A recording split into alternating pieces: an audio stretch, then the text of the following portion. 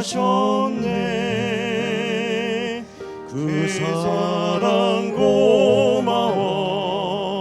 생각할 때 내 맘에 떠오르는 이 말뿐일세. 딴 친구는 또 없어요. 날 사랑한 딴 친구는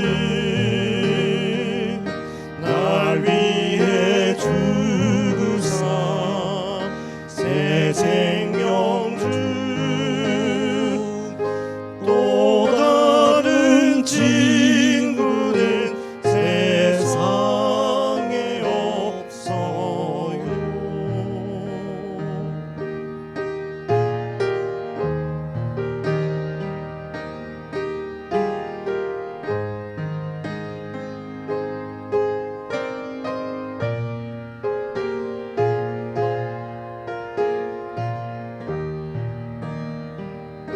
내 곁에 계신 주 매일같이 날 위로하시며 돌보시네. 슬픔이 내 눈을 적실 때도 내 기도 들으시며 씻겨주시네. 딴 친구는 또 없어요. 날 사랑한 딴 친구는 날 위해 주구사 새 생명 준 또 다른 친구는 세상에 없어요.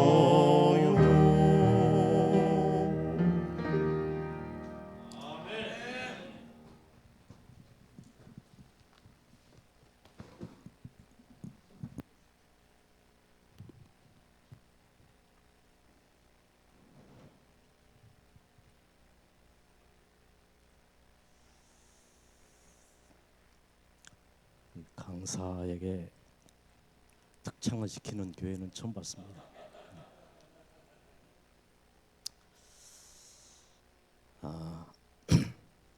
제가 한 말씀을 읽고 말씀을 시작하겠습니다. 고린도후서 1장 3절로 4절에 있는 말씀.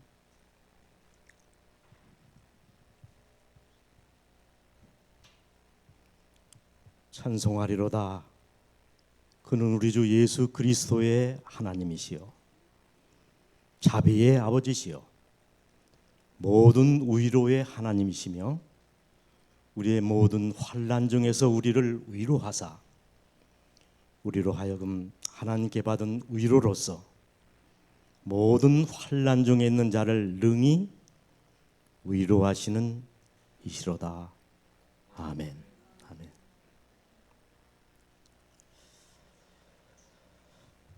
제가 사실 여기 오면서 주머니에 설교를 수십 개를 넣어왔습니다.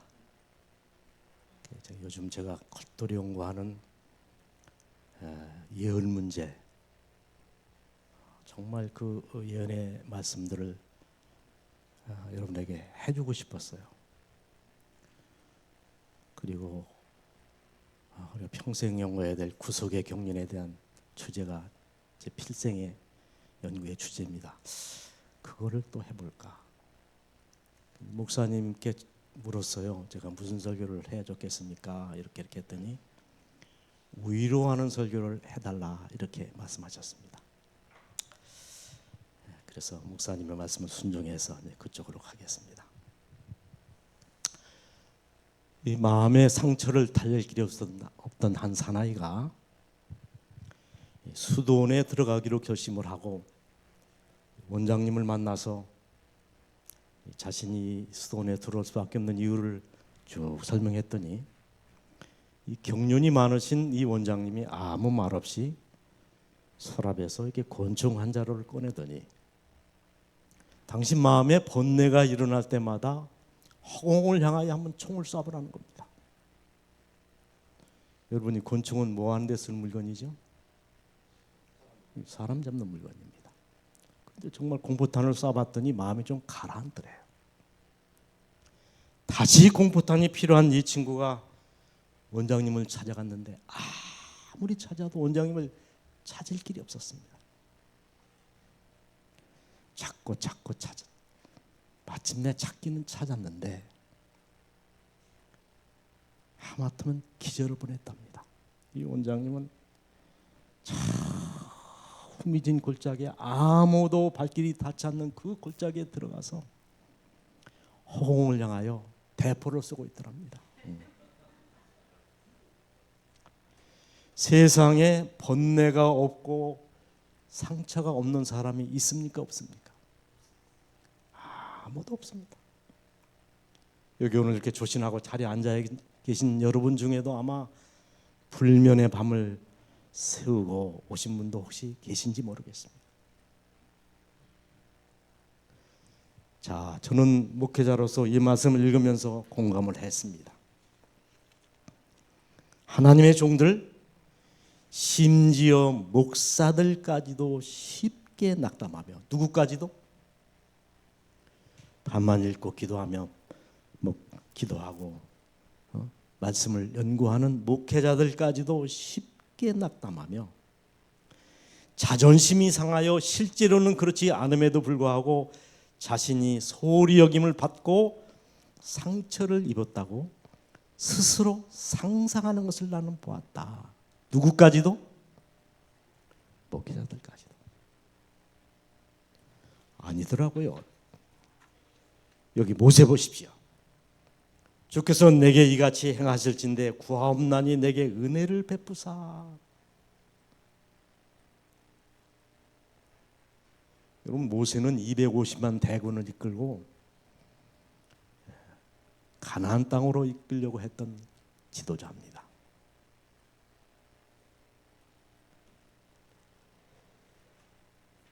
제가 이 목회를 할 때 방문을 해보면 식대가 돼서 식당에 들어가면 5명의 우리 집사님들 이렇게 시키는 걸 보면요 5가지가 다 다릅니다. 200만 대군을 이끌고 백성들을 이끌어가는 이 지도자가 뭐라고 기도했을까요? 저에게 탁월한 영성을 주셔서 이 말 많은 백성들을 가나안 강으로 이끌 수 있는 은혜를 주십시오. 난 이렇게 기도한 줄 알았습니다. 아닙니다. 내게 은혜를 베푸사 즉시 나를 죽여 나로 나의 곤감을 보지 않게 하옵소서. 뭐라고 기도해요? 제발 나를 좀 죽여달라고. 엘리야 보십시오. 스스로 광야에 들어가 하룻길을 행하고 한 로뎀나무 아래서 죽기를 구하여 가로되 여호와여 넉넉하오니 지금 내 생명을 취하소서. 언제 내 생명을 가져가 달라고요? 지금 당장. 엘리야는 무서운 절망감으로 인해 그의 정신이 꺾여서 다시는 사람의 얼굴을 보지 않게 되기를 바랬다. 마침내 완전히 기진맥진하여 그는 깊이 잠이 들었다. 사람이 보기 싫은 겁니다. 욥 보십시오. 내가 생명을 싫어하고 항상 살기를 원치 아니하노니 나를 놓으소서 내 날은 헛것이니이다. 제발 내 생명의 끈을 놓아서 나로 하여금 이 곤란해서 좀 그죠? 차라리 죽음의 침상에 눕게 해달라고. 예레미야 보십시오. 슬프다 내 상처여 내가 중상을 당하였도다. 제가 오늘 책 읽다 보니까 이런 말이 있어요.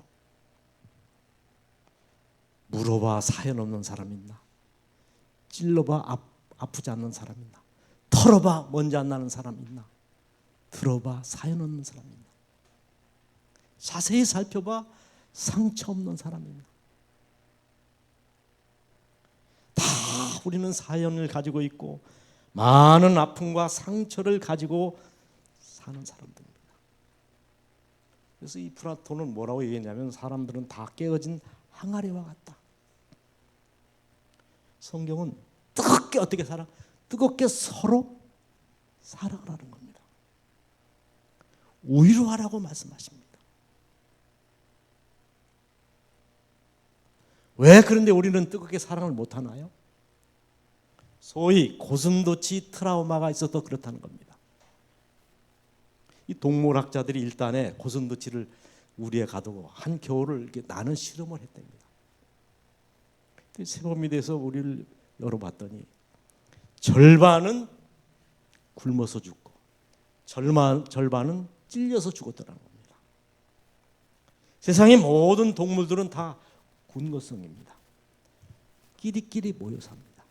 개미는 개미끼리 모여 살고 제비들도 제비끼리 날아다니고 기러기도 보십시오. 기러기끼리 날아갑니다. 심지어 차돌 나는 산에서는 차돌 만나고 그렇지 않습니까? 그죠? 연탄 나는 산에서는 연탄 만나고 다 끼리끼리 삽니다.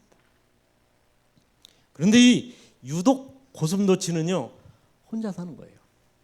이 학자들이 연구를 해봤더니 고슴도치가 고독을 즐겨서 그런 게 아니고요. 상대가 그립고 사랑이 그리워서 접근하면 할수록 상대에게 뭐를 주는 겁니까? 상처를 주는 거예요. 근데 이 동물학자 중에 하나가 연구를 했더라고요. 이 북미산 고슴도치는 자기 몸에 3만 개 이상의 가시를 달고 산대요. 그러면서 그 뭐라고 결론을 냈냐면 세상에 어떤 사람도 자신의 몸에 3만 개 이하의 가시를 달고 사는 사람이 없다는 겁니다. 자, 그래서 서로 위로하고 살아야 되는데 우리가 살다 보면 서로에게 어떤 오히려 상처를 받는다는 것이죠. 미국의 위로교회를 담임하셨던 오토보고 목사님이 한 굉장한 책을 썼습니다. 그 책 제목이 우리는 만나면 신이 납니다 하는 제목의 책입니다. 근데 그 원 제목을 그대로 직역하면 그게 아닙니다. 우리는 그 사람을 똑바로 알기 전까지만 정상이다. 무슨 얘기예요? 그 사람을 어설피 알 때는 위대해 보이고 좋은 점이 많이 보이지 그렇지만은 자세히 알고면 알수록 그 사람이 어떤 사람이라고요? 정상이 아니라는 겁니다. 옆 사람하고 인사하십시오. 자세히 보니 정상이 아니시군요.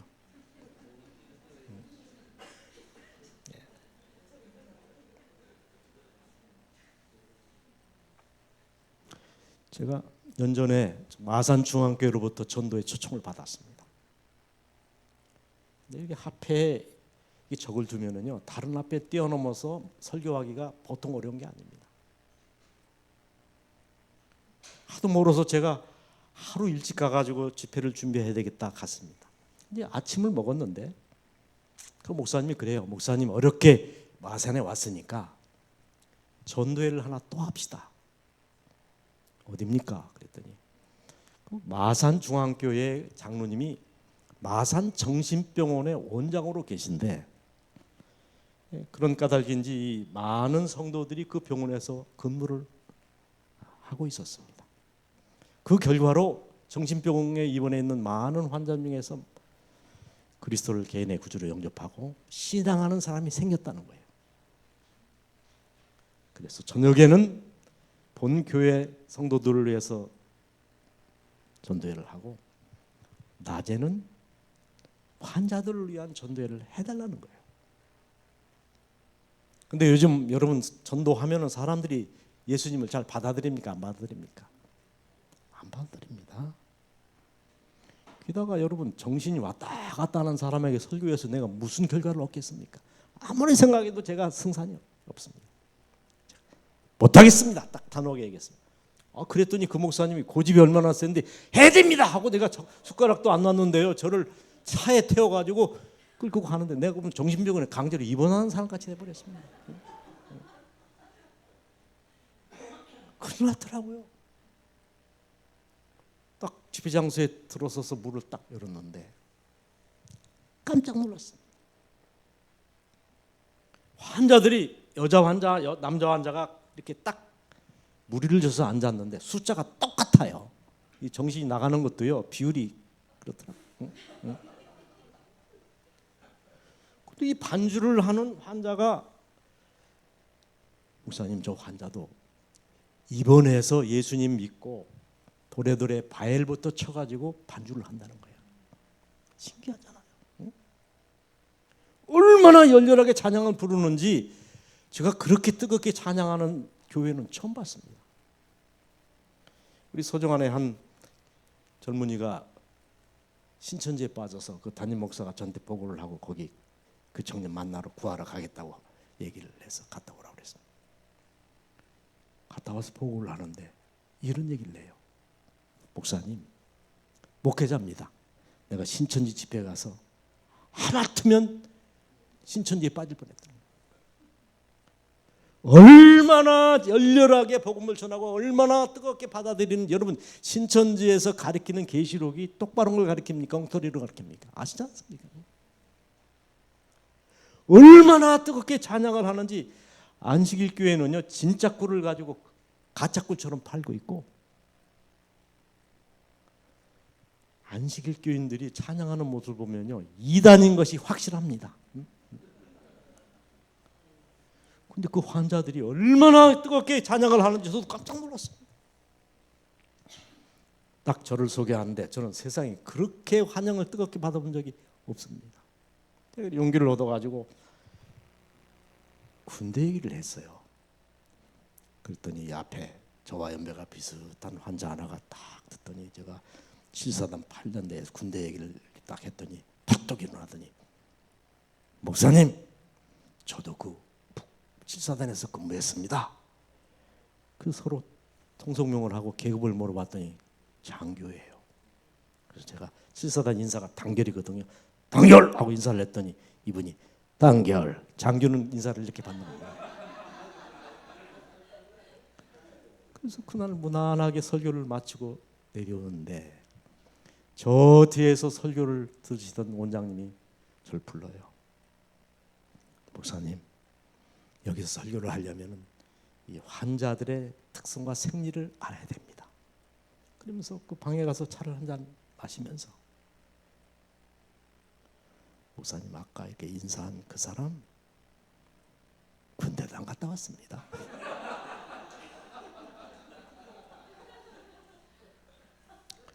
왜 정신병 환자인지 아시겠습니까? 과대망상. 의사분들이 되게 아침에 이렇게 회진을 하면서 묻잖아요. 김길동 씨 지난밤에 잘 잤습니까? 왜 묻습니까? 문진이라고 그래가지고 물으면서 상태를 확인하는 거예요. 김길동 씨 어제 잘 주무셨습니까? 대답을 안 하는 거예요. 그 간호사가 원장님 묻잖아요. 답변하셔요. 난 김길동이 아니요, 어제 하나님이 내 이름을 나폴레옹으로 바꿔주셨다고 그래요. 그때 저쪽에 하루에 한마디밖에 안 하는 자폐증 환자가 벌떡 일어나더니, 내 이름 내가 너를 언제 나폴레옹으로 바꿔줬단 말이냐. 그 사람은 하나님이요. 자기가 요만한데 크게 생각하는 그것이 정신병 환자의 특징입니다. 여러분 웃으시는데 교회 안에도요 두 신자가 있대요. 제가 산속에서 사는데 초청하지도 않은 고양이 3마리가요 아침마다 문을 긁어서 제가 그놈들 먹여 살리느라고 아주 힘들어 죽겠습니다. 근데 안 키울 수가 없더라고요. 꼭 바꿔본 해요. 지 잡아놓고요 뱀도 잡고 고양이 3마리가 착한 일을 많이 합니다. 근데 이 고양이하고 개는 꼭 키워야 되겠더라고요. 그런데 이런 얘기가 있습니다. 어떤 점잖은 어르신이 고양이하고 개를 키우는데 보니까 고양이는요 밥 안 줘도 쥐라도 잡아먹어요. 근데 개는 어떻습니까? 그런 숫기가 없고요. 그래서 줘야 먹고 삽니다. 그래서 개는 무슨 생각을 하냐면 아침에 일찍 주인이 일어나가지고 고양이에 밥 주고 자기 밥 먹이고 물도 갖다 주고 고마워요, 안 고마워요? 고양이는 주인이 자기를 보고 짤짤짤 매니까 우쭐해져가지고 아, 나는 하나님인가 봐 이렇게 생각했답니다. 근데 개는 주인이 갖다 주지 않으면 먹을 게 없잖아요. 주인 없으면 살아요, 못 살아요? 못 살잖아. 아이고, 우리 주인님은 하나님이신가 봐 그랬대요. 여러분은 개과 신자입니까? 고양이과 신자입니까?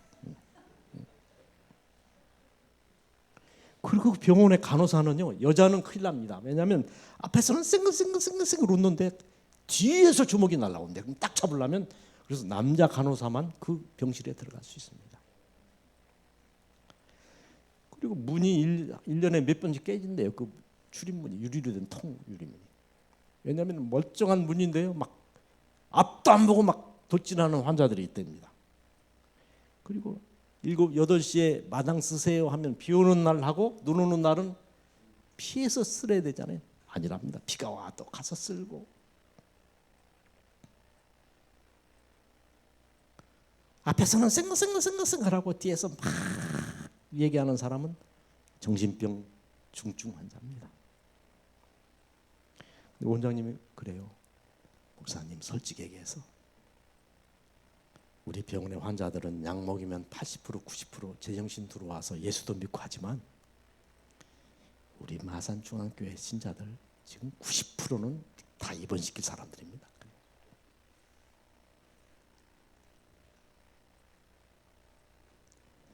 자, 우리는 이 험한 세상에 살고 보니까 다 뭐가 있습니까? 상처가 있고 아픔이 있고 고통이 있고.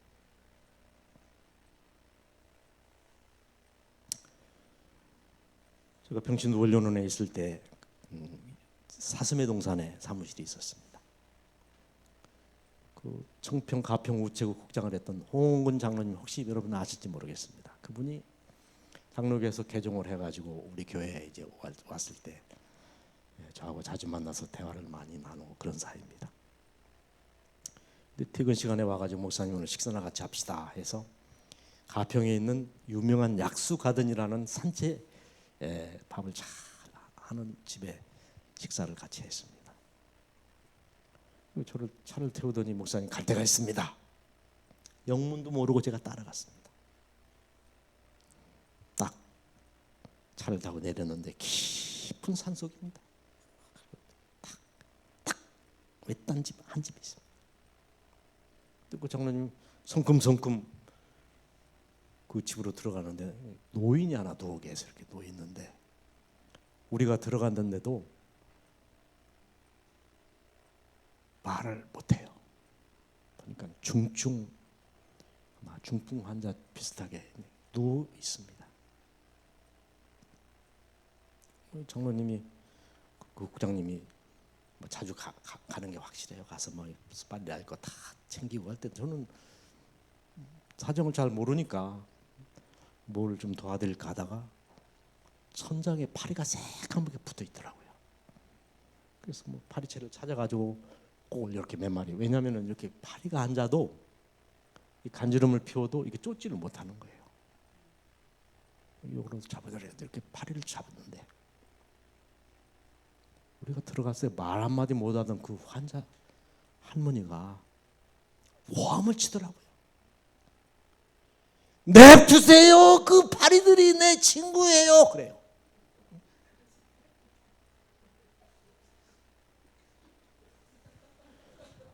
얼마나 여러분 외로웠으면 천장에 붙어있는 파리를 친구로 생각할 만큼. 그 할머니가 여러분 왜 가족이 없겠으며 자녀들이 없겠습니까?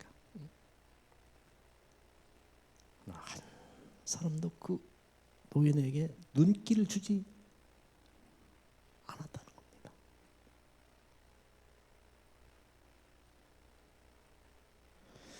여러분, 제가 탈무드를 읽으면서 유대인들은 내 곁에 위로하고 도와주고 손을 잡아줘야 될 대상을 다 순서를 정해놨더라고요. 저는 일본이 고아와 가구인 줄 알았습니다. 아니에요. 남편 혹은 아내가 구제순위 1번입니다. 누가 1번이라고요? 여러분의 남편, 여러분의 아내가 구제순위 1위입니다. 저 깜짝 놀랐습니다.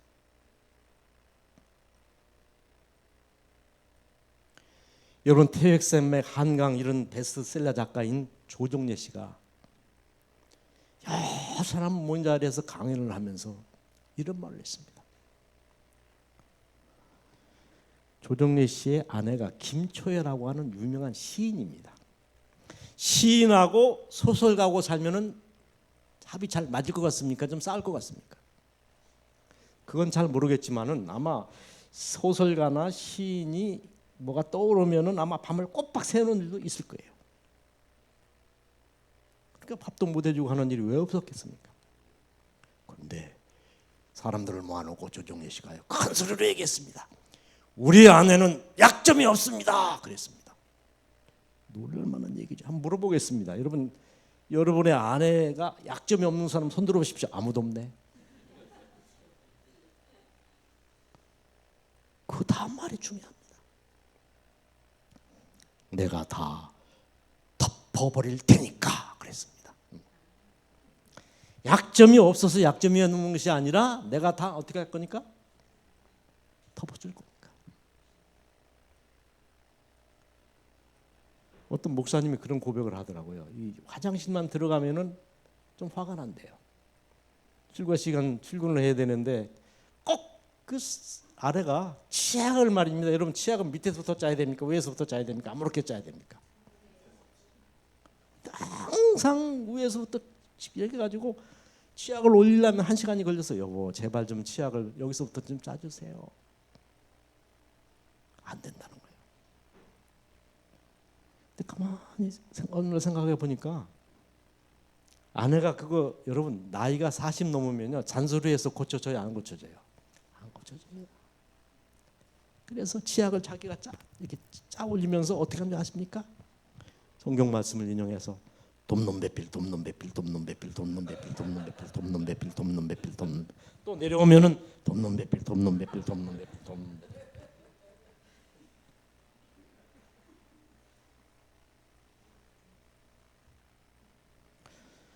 안양교회 제가 부부 세미나를 가서 일주일 동안 강의를 했습니다. 안식일 날 은혜 받은 걸 간증을 하는 시간이 주어졌습니다. 근데 어떤 집사님이 나와가지고 시키지도 않았는데 간증을 하러 나왔는데 그 부인이 간증을 듣다가 여보 내가 할 테니까 들어가 그리고 남편을 끌어들이고 그 부인이 대신 간증을 하더라고요.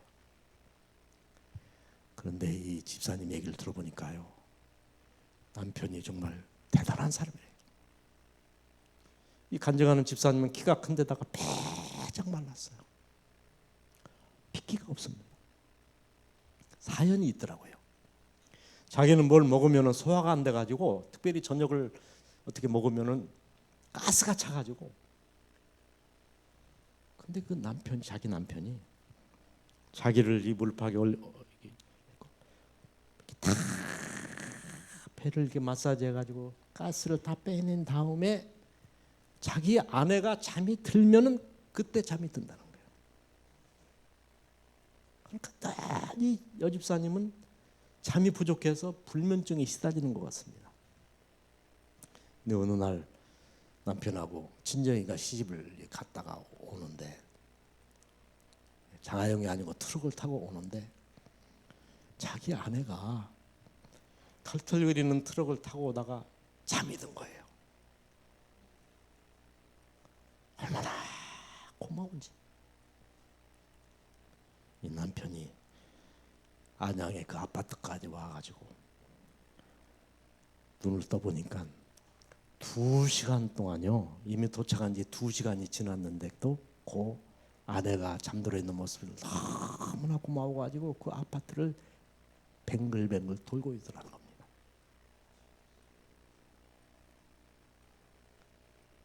그래서 내가 이름 내면 안 되죠. 고집사, 당신은 성자의 반열에 올랐어. 내가 그렇게 칭찬을 해줬습니다. 정확히 10년 후에 그 교회를 다시 가봤습니다. 그런데 누가 인사를 해요? 몰라봤습니다. 비쩍 말라가지고 키만 컸던 그 어떤 귀부인이 저한테 와가지고 인사를 하는데 봤더니 그 말레깽이 여집사님이 살이 쪄가지고 얼굴이 완전히 딴 사람이 됐습니다. 요즘도 남편이 잘하냐 물었더니 더 잘한답니다. 다른 사람은 모르지만 저는 그 고집사님이 하늘 안방에 앉아 있을 것을 확신합니다.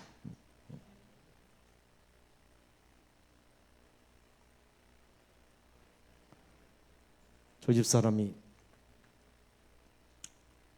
제가 서울중앙교회를 담임할 때 건강검진을 받았는데 가슴에 이상이 왔습니다. 몹쓸병에 걸렸어요. 그 이제 벌써 한 20년 가까이 됐으니까 다 나았어요. 다행히. 그래서 제가 목회에 미쳐가지고 가정을 못 돌봤습니다. 연수원에 있을 때는 일주일 강의하면 집에 못 들어가고 또 외부 초청이 있으면은 또 나가서 전도회 하고 나중에 그러더라고요. 나는 막 연수원에서 팔팔 뛰고 막 그러고 있었는데 당신이 그런 동안에 딸아이가 하나 있거든요. 딸하고 자기는 우울증에 걸려서 죽는 줄 알았답니다. 그래서 제가 집사람한테 그랬어요. 내가 은퇴하면 자네는 아무것도 하지 마시고 숨만 쉬시오 그랬어요.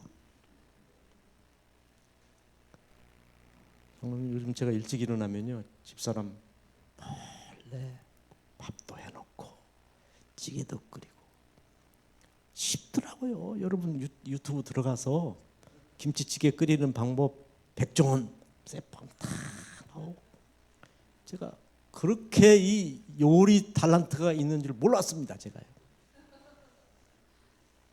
김치도 제가 담고 빨래도 제가 하고 이것도 제가 빨아서 제가 데려 입고 왔습니다.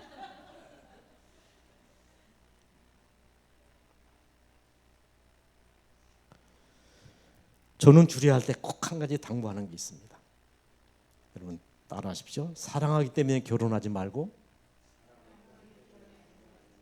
사랑하기 위해서 결혼하라. 이런 장점이 있기 때문에 결혼하는 사람은 그 장점이 사라지면 사랑을 안 하겠다는 얘기입니다. 그러나 사랑하기 위해서 결혼하는 사람은 뭐가 없습니까? 권태기가 없습니다. 제일 먼저 우리가 구제하고 사랑하고 살펴야 될 대상이 누구라고요? 아내 혹은 남편. 저는 아침 일어나면 우리 집사람한테 중전마마 침소가 평안하셨습니까?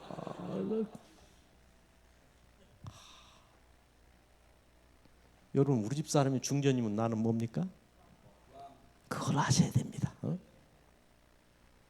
저는 우리 집사람이 뭐라 그러면 틀리는 말을 해도 저는 예 알았습니다. 장로님 어떻게 해요? 여자들이 무슨 얘기를 하면요 예 알았습니다. 그것도 빨리 해야 됩니다. 예 알았습니다 하면 안 돼. 충청도식으로 하면 돼. 뭐라고 하면 네 알았습니다. 네 알았습니다. 그렇게 하면 가정에 평화가 온다는 사실을 너무나 늦게 깨달았습니다. 특별히 충청도 사시는 우리 장로님들 잘 들으시기 바랍니다. 예, 알겠습니다. 예. 장로님 그보다 더 빨리 해야 됩니다. 예 알았습니다. 예를 짧게 예 알았습니다. 예 알았습니다. 그러면 가정이요 그 순간부터 가정이 어떻게 되는 줄 아십니까? 평안해집니다. 여자하고 싸워서 이기려고 하는 사람 남자보다 그런 놈보다 더 비련한 사람은 없습니다. 여자하고 싸워서 이기면 돼요 안 돼요? 이길 수도 없은 분들은 이기면 안 됩니다. 무조건 잘못했으면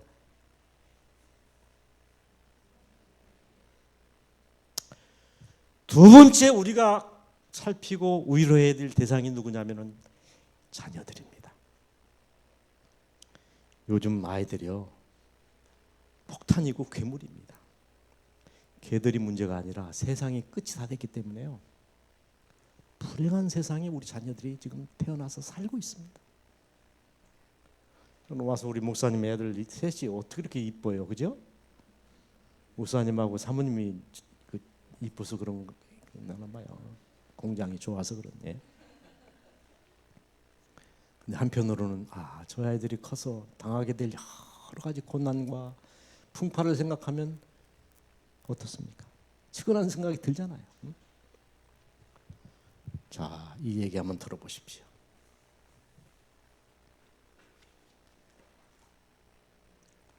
내 고향 산청은 지금도 비교적 가난한 동네다. 그러나 아버지는 가정 형편도 안 되고 머리도 안 되는 나를 대구로 유학을 보내셨다. 대구 중학을 다녔는데 공부하기가 너무 싫었다. 1학년 8반. 석차는 68명 중에 68등 꼴찌를 했다. 부끄러운 성적표를 가지고 고향에 가는 어린 마음에도 그 성적표를 내밀 자신이 없었다. 당신이 교육을 받지 못한 한을 자식을 통해 풀고자 했는데 꼴찌라니. 끼니를 제대로 잊지 못하는 소장농을 하면서도 아들을 중학교에 보낼 생각을 한 아버지를 떠올리면 그냥 있을 수가 없었다. 그래서 잉크로 기록된 성적표를 싹 지우고 1등으로 고쳐 아버지께 보여드렸다. 아버지는 학교를 다니지 않았으므로 내가 1등으로 고친 성적표를 알아차리지 못할 것으로 생각했다. 대구로 유학을 한 아들의 집으로 돌아봤니 친구들이 모여서 찬석이는 공부를 잘했냐고 아버지에게 물었다. 아버지는 앞으로 봐야지. 이번에는 어쩌다가 1등을 했는가 배 하셨다. 이 사람아 1등을 했으면 잔치를 해야지. 당시 우리 집은 동네에서 가장 가난한 살림이었다. 이튿날 강에서 미역을 끊고 돌아오니 아버지는 한 마리뿐인 돼지를 잡아 온 동네 사람들을 다 모아놓고 잔치를 하고 계셨다. 그 돼지는 우리 집 제사 목록 1호였다. 여러분 돼지가 새끼를 낳고 씨암탉이 아니라 씨 뭐예요? 그걸 잡으면 어떻게 합니까? 기가 막힌 일이 벌어진 것이다. 아버지하고 불렀지만 다음 말을 할 수가 없었다. 나는 달려나갔다. 뒤로 나를 부르는 소리가 들렸지만 겁이 난 나는 강으로가 죽어버리고 싶은 생각에 물속에서 숨을 안 쉬고 버티기도 했고 주먹으로 내 머리를 내려치기도 했다. 충격적인 그 사건 이후 나는 달라졌다. 항상 그 일이 머리에 맴돌고 있었기 때문이었다. 그로부터 17년이 지난 후 나는 대학 교수가 되었다. 그리고 나의 아들이 중학교에 입학했을 때, 그러니까 내 나이 45세가 되는 어느 날 아버지 앞에 33년 전의 일을 사과하게 무릎을 꿇고 아버지 사실 저 중학교 때 1등 한 건요 하고 말을 시작하려고 했는데 아버지께서 알고 있었다. 그만해라. 손주들이 듣는다 말씀하셨다. 자식의 위조한 성적을 알고도 제사 목록 1호인 돼지를 잡아 잔치를 배설하신 아버지의 마음을 박사가 되고 교수가 되고 대학 총장이 된 나는 아직도 다 감히 헤아릴 수가 없다.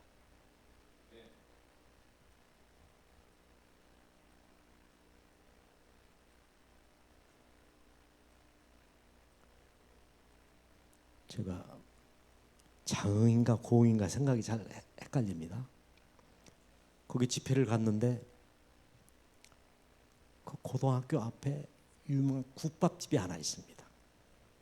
근데 그 국밥집이 유명한 이유가 뭐냐면 그 할아버지가 국밥집 그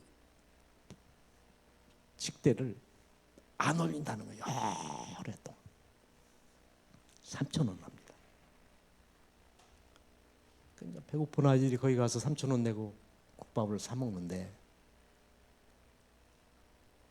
이 할아버지가 계산을 못 하는 거예요. 여러분 10,000원짜리 내면 얼마 거실러 줘야 되죠? 근데 47,000원을 거실러 주는 거예요. 그 애들이 가서 국 받고 한 그릇도 먹고 한 주먹 돈까지 이렇게 가지고 오니까 소문이 나가지고 그 국밥집이 문전성시를 이루는 겁니다. 어느 날 교회를 하는데 교회 시간에 교장 선생님이 훈시를 했습니다. 여러분, 우리 학교 앞에 있는 국밥집 할아버지가 오늘 새벽에 세상을 떠났습니다. 여러분이 아는지 모르는지 모르겠지만은 사실은 그 국밥집 할아버지가 열애 전에 우리 학교 선생님이셨습니다.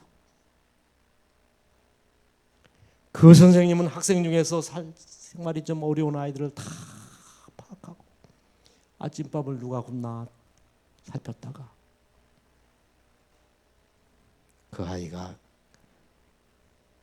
가게에 들리면 일부러 계산을 틀리게 해서 아이들을 도와주곤 했지요.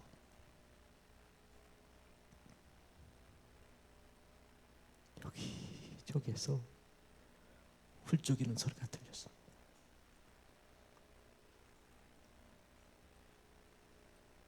사랑은 눈을 밝게 합니다.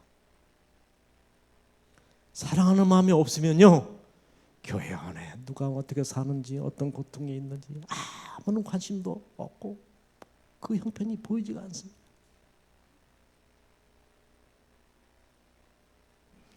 2차 대전이 열리고 가장 많은 폭격을 받았던 나라가 동네 국가가 영국의 런던이랍니다. 한번 폭격기가 지나가면 팔다리가 부러지는 아이들이 수없이 만들어지고 어느 날 새벽에 영국군 장교 하나가 집차를 타고 새벽 순찰을 하는데 어떤 다리를 잃어버린 아이가 목발을 짚고 이른 새벽에 그 빵집에 콜을 받고요, 그 주인이 빵을 만드는데 신음소리를 내면서 그 빵을 주목하는 겁니다. 이 아이가 며칠을 굶었구나.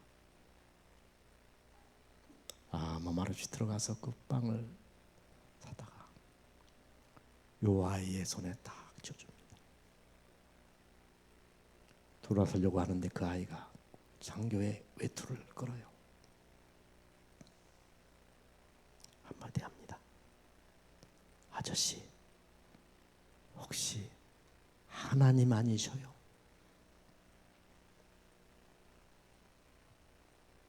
기도하겠습니다. 아버지,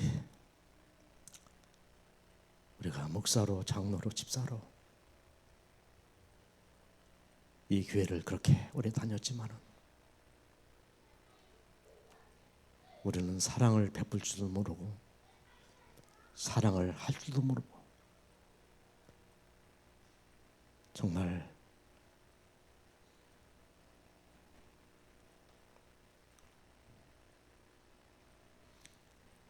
주님,